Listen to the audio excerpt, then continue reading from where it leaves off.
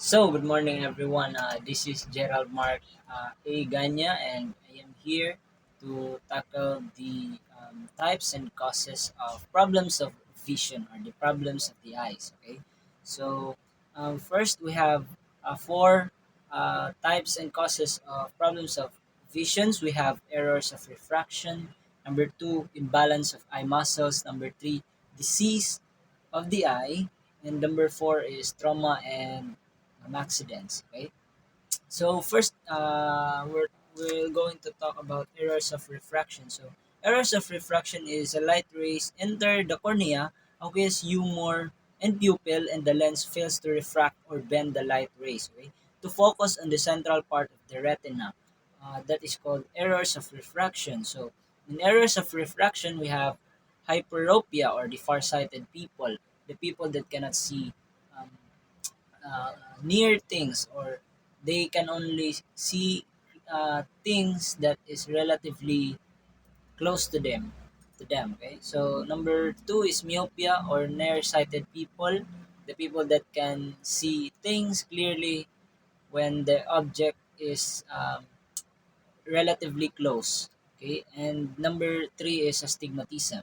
Okay, so first, hyperopia, or farsightedness.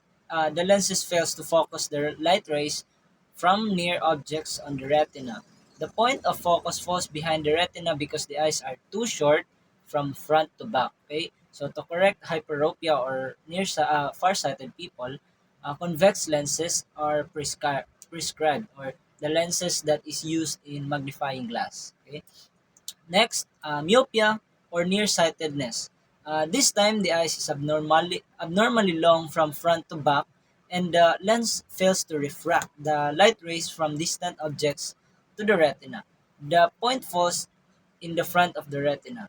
And then to correct myopia or nearsightedness, um, concave lenses is used, or concave lenses is prescribed. Okay, so concave lenses, for example, telescopes. So those are the example of concave lenses. Next is astigmatism. The cornea, which normally form a portion of spherical lens, is deformed. Refraction of light rays becomes faulty and blurred. Visions result. So um, astigmatism is corrected by the use of cylindrical lens, or lenses that is used in glasses, flashlights like those. Okay. So number two, imbalance of the eye muscles. Strabismus can cast different images on the retina, resulting to cross-eyedness or squinting, or yung tinatawag na duling. Okay. So those eyes, they look at each other. So that's what we call a cross-eyedness. Okay. Diplopia or double visions results when brain cannot fuse differences in the images. The condition can be corrected by prescription lenses, exercise, or surgery, or a combination of three. Okay? Amblyopia occurs when vision is suppressed on one eye and became weak. So, sinosuppress lang ng uh, ng amblyopia yung isang eye, and ginagawa niya yung weak yung isang eye, and then yung isa normal lang. Okay? Nystagmus, on the other hand, is a condition where a rapid involuntary movement of eyeballs can cause nausea, vomiting, and dizziness. Yung palaging galaw ng mata. Okay, so it can cause nausea, vomiting, and dizziness. Number three, disease of the eyes. So we have six diseases of eyes. First, we have cataract, yung pula sa gilid ng mga mata natin. It is caused by clouding of the lens, which result to progressive blurring of vision and eventually blindness, of course. Okay, so these diseases can cause us, um, you know, can cause us blindness. Okay, so hindi lang disease, meron ding accidents. Okay, so second one, diabetic retinopathy. Of course, when diabetes mellitus interferes with the flow of blood to the retina, okay, causing it to degenerate, or manliliit. Okay, so corneal scar is commonly called PLAC. Disease that destroy cornea causes blindness. So again, can cause us blindness. Number three, disease of the retina. The most sensitive part of visual mechanism can be congenital or present at birth. So kahit bata nito kahit nasa tiyan pa lang, um, they the disease of retina, walang pili, kahit bata tinatamaan ito. Okay? Next, coloboma, a degenerative disease in which the central and or peripheral areas of retina are not completely formed. Okay? So, ayun. Number 5 is retinitis pigmentosa, a hereditary condition that results in the degeneration of the retina.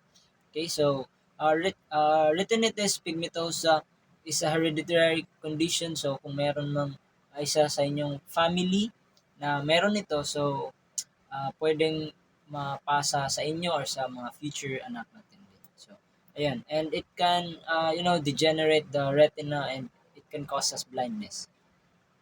Sixth, glaucoma, a condition in which there is excessive pressure in the eye, and still it can cause blindness. So number 4 is trauma and accidents. So as I've said earlier, hindi lang diseases can cause us blindness.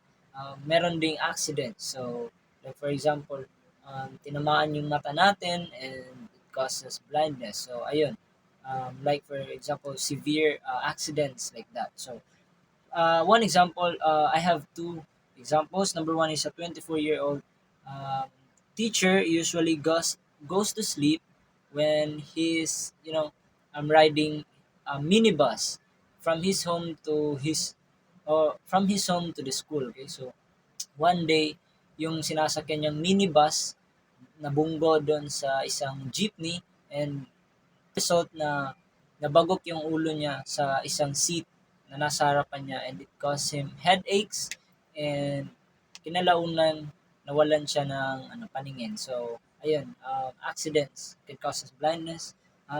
Now, second example is another traumatic incidents involved a successful supervisor at Department of Education.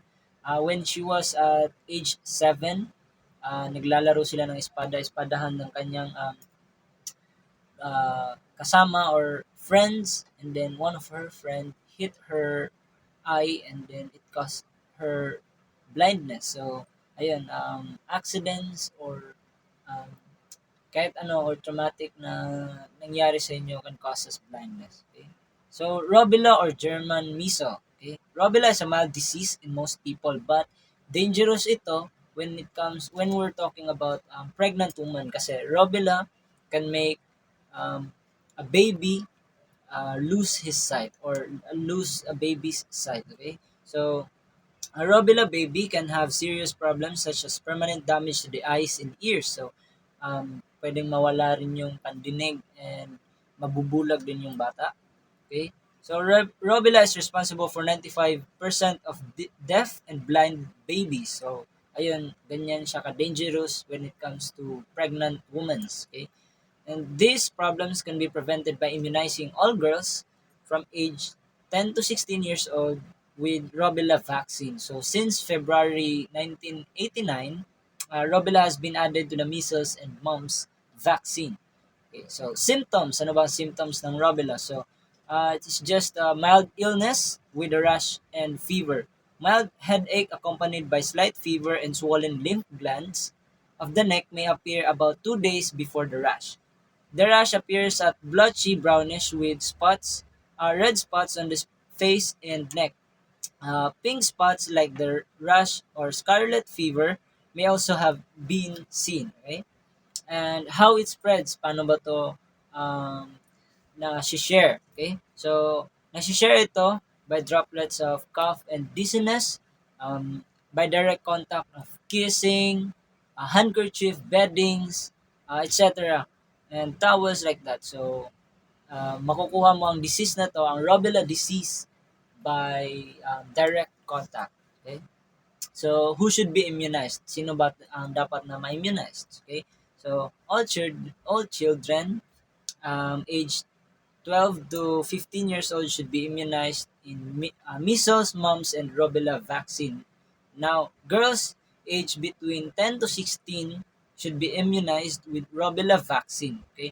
Woman of childbearing or yung mga babaeng buntis, ganyan. And yung mga babaeng gustong magkaanak din. So, may planong mabuntis, ganyan. So, um, need nilang ma-immunize ng rubella vaccine para maagapan yung sakit na may dudulot nito sa baby. Okay, so that would be all. Thank you for listening, guys, and have a good day.